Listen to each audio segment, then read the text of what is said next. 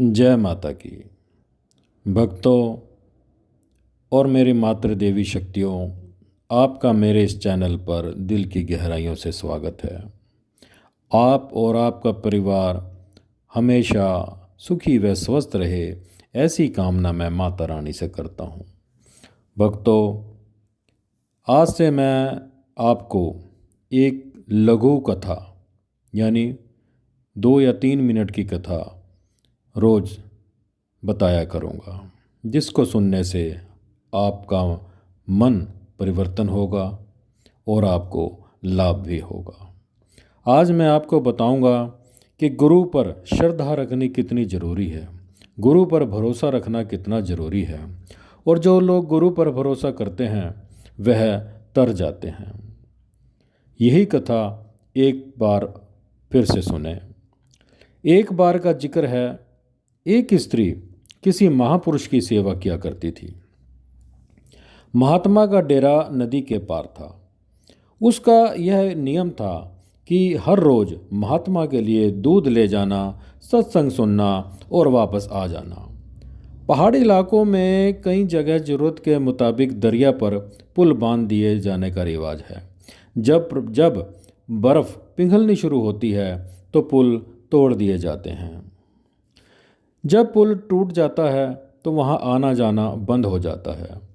वह इलाका भी इसी तरह का था। कुछ समय तो वह स्त्री महात्मा की सेवा करती रही।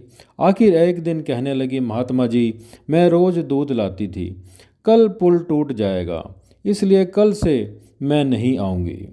उन्होंने कहा, एक शब्द तुम्हें बताते हैं, उसे याद कर लो और उस शब्द को पड़ती हुई पानी पर से इसी तरह आया जाया करना जैसे पुल पर से तुम आया जाया करती हो।